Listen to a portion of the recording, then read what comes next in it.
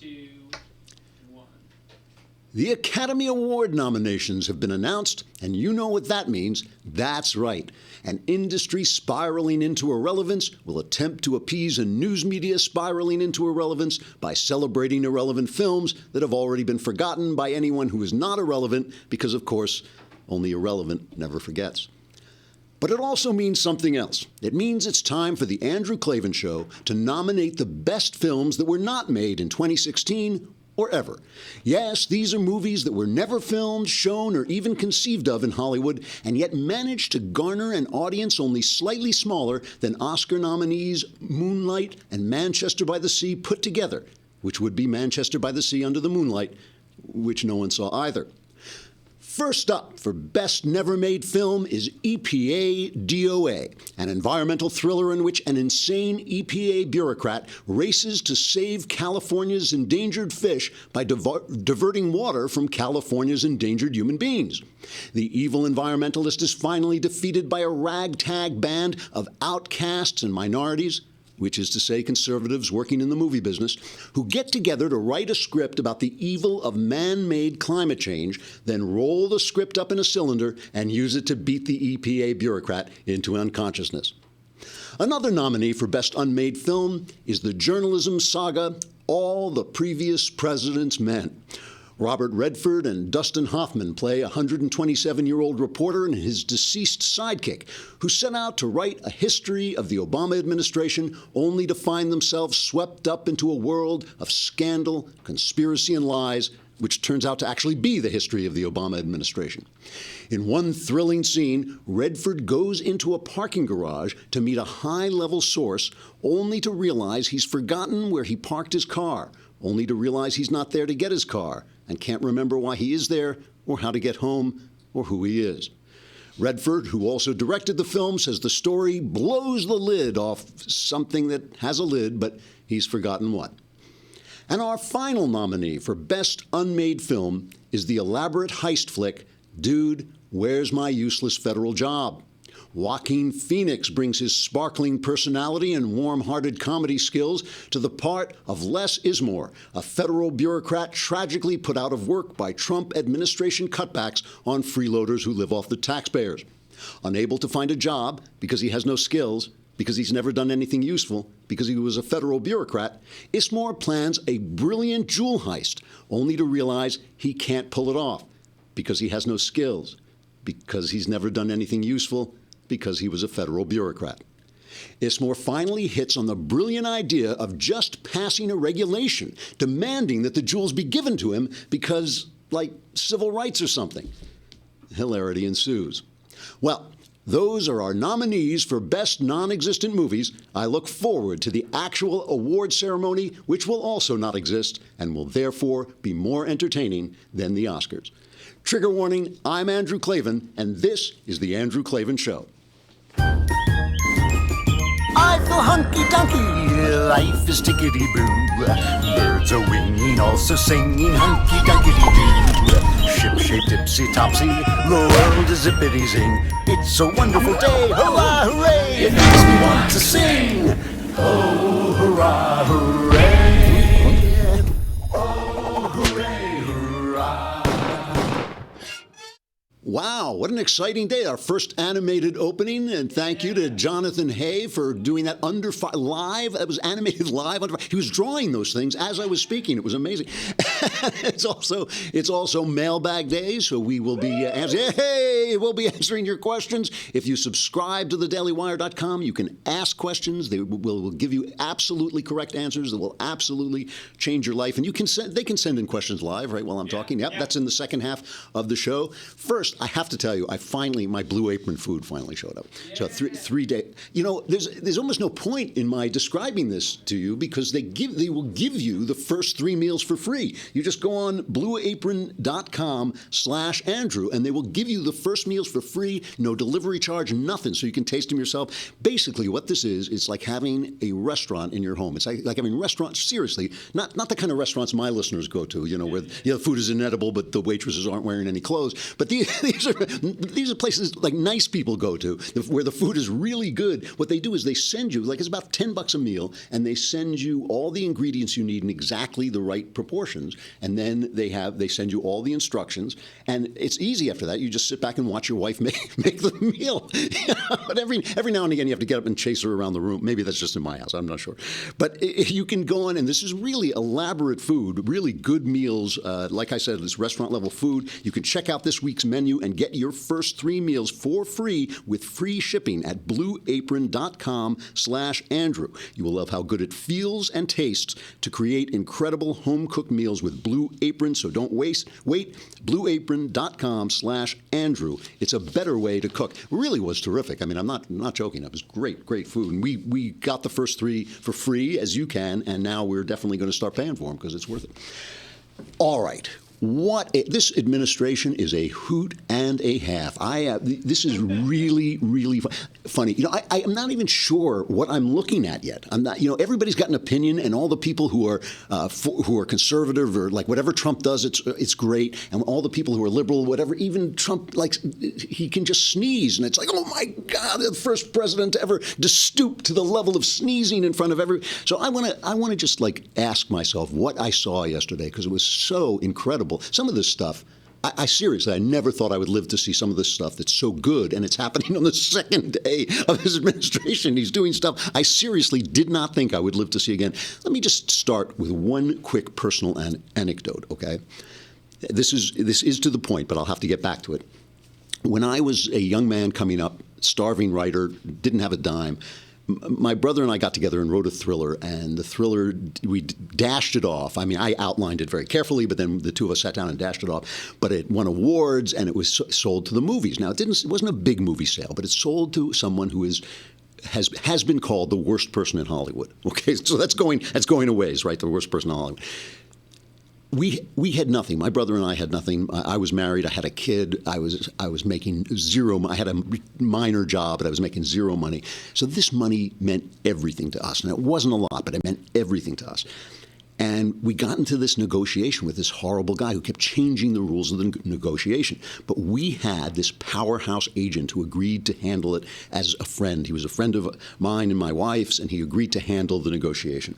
So my brother and I sat in a room while this guy talked on the phone to this guy. And remember, we need this money so much. We need it. And our negotiator, our agent, is talking to the guy and says, he says, you keep changing the rules. I've had it. And he starts screaming at the top of his lungs. And he says, and F you. And he slams the phone down. And I'm sitting in the room, and I turned to my brother, and my brother, it must have been the reflection of me. He had turned white as a dead man. He looked like white and green, that look that dead people have. He had just thrown all our money away. And I looked across the desk at the agent, and he's sitting there with this little smile on his face. He'll call back. Less than a minute later, the phone rings. The guy calls back and gives him everything he wants, okay? That was this agent. He was a crazy guy. He was a guy, like if you made a bad offer, he would tap a spoon against the phone and say, I've got some interference here. I thought you made such a bad offer, but you couldn't have made such a bad, He would just do crazy stuff because he was a negotiator. And I wonder if that is what we're looking at, because this is crazy stuff. So let's start out with what actually happened, the actual facts of what Trump did yesterday. We'll play Trump announcing some of his moves. This is with regard to the construction of the Keystone Pipeline, something that's been in dispute, and it's subject to a renegotiation of terms by us. We'll see if we can get that pipeline built. A lot of jobs, 28,000 jobs, great construction jobs. We build the pipelines, we want to build the pipe. Got to put a lot of workers, a lot of skilled workers back to work.